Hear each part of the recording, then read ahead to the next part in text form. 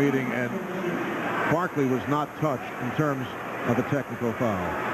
And here's one outburst, which was the correct call. I'm sure, Marv, and I'm sure you agree that the NBA recognized that was an error. Absolutely. And unfortunately for Wallace, who just makes a nice play, we'll take a look at it now. Wallace with a strong finish over Harrington. And he has something to say to his former competitor. And it probably was all in fun, but it's just not appropriate, and it's not permitted and will not be allowed. Well, the thinking behind that is if you allow that to continue, it can lead to physical action being taken because it is not appreciated as Starks extends to a 35-29 lead. Well, I bet Larry Bird, the great Larry Bird, appreciates the lack of emphasis on taunting when he was playing in the NBA. He was one of the best. Livingston, that stops a 10-0 run by the Knicks, although Bird did it in more subtle fashion in a matter of Michael Jordan. Although in recent weeks he hasn't been as subtle as he had been in the past, taking on coaches these days. You're right, Bird was not demonstrative. And Jordan usually is not. Wallace able to recover. As I mentioned earlier, John Wallace and Othella Harrington go back to the rivalry between Syracuse and Georgetown in the Big East in recent years. Olajuwon. So the Knicks now lead 35-33. Knicks are looking super alert here on defense tonight, and they're really coming together, moving the ball well, at least in their transition game.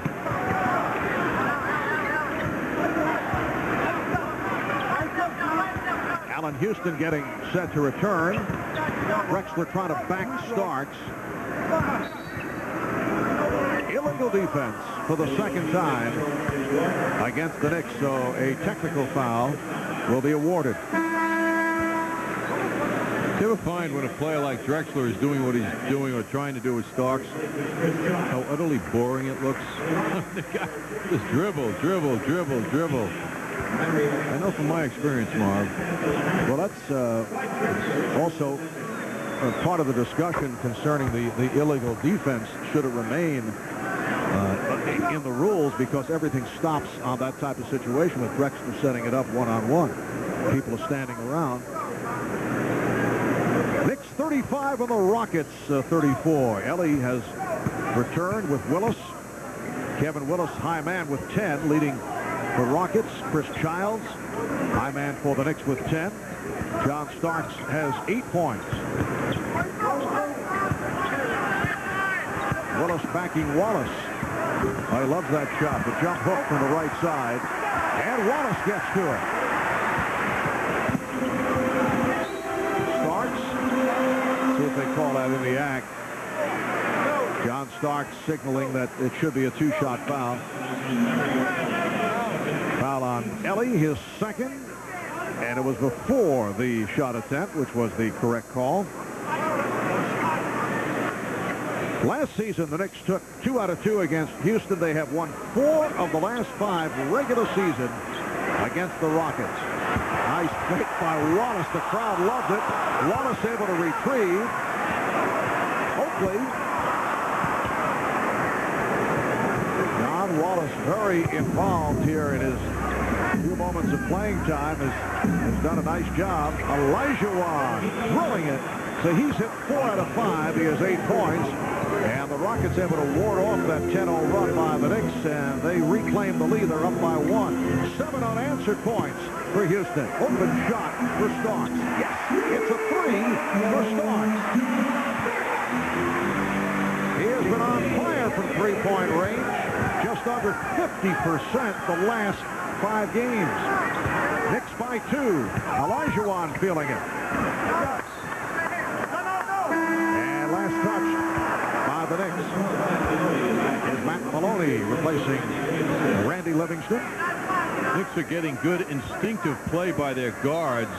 in that they're going to the boards, rebounding. They're not limiting themselves to guard-type thinking. And the major question for the Rockets, that was an intended pass. The major question for the Rockets, the young point guard situation. How far can they go in the playoffs with the rookies Matt Maloney and Randy Livingston, and Brent Price not getting the playing time after being hit with injuries? That will count a goal, Ted. Not a smart play by the Knicks on that play. Charles Oakley arguing the call. Drexler going up for the shot, and that ball was interfered with as it was on the backboard. Drexler spinning to the basket, going up for the shot. Yes, Wallace should have let it go. The whistle had blown. The play was complete. There's nothing to gain by going for the ball. It would have been 2 free throws instead of basket and the foul shot and a 3-point play. So the Rockets now lead 39-38. Just under 5 minutes to go, first half. Oakley spinning. Oh, Charles Oakley with a post-up move. It's an un-Oakley type move, kind of slickly executed. So the Knicks now lead 40-39. It counts and the foul. Amazing that ball went into the basket.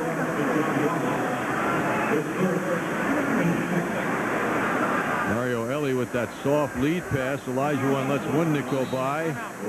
John Wallace is with him, bangs him pretty good, and still the ball goes in the basket. Timeout is called with 4:41 left, first half. Albert, John Andres, Al Trautwig, and for our Coke Classic play tonight, we would like to wish congratulations to the 7 new inductees to the Basketball Hall of Fame in Springfield, Massachusetts. Pete Carrill, Princeton, Don Haskins of Texas, El Paso.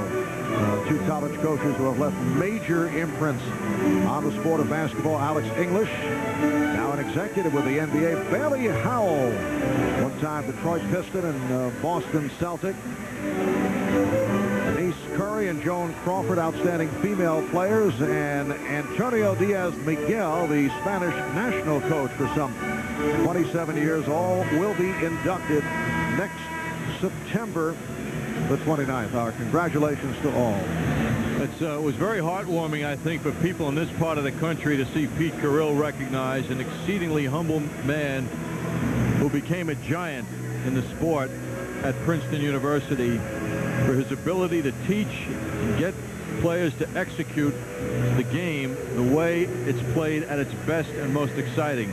Although some of those low scores, I might have to put a different phrasing around the word exciting, but the outcomes were always exciting. One of the great men of basketball. And how about Don Haskins saying, I don't deserve to be there. So many people were better than me.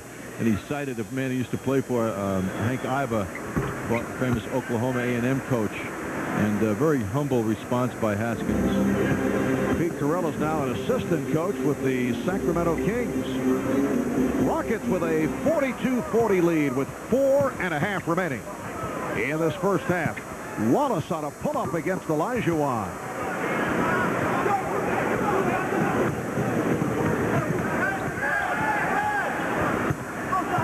Olajuwon had to chase down that Maloney pass and fires it cross court to Drexler. Foul is called. Second foul committed by Allen Houston. Now Buck Williams checking back in. Buck started the game at center, replacing John Wallace, who hears the applause. So the Knicks now have Buck Williams with Charles Oakley up front. They have the 3 guards, Allen Houston, Charlie Ward, and John Starks. Willis, nice move. Kevin Willis with 12 points. Well, I mean, Willis is really 7 feet tall, and it's wise of the Rockets to attack inside. Charles Oakley can certainly play physically with Willis, but there is that height advantage.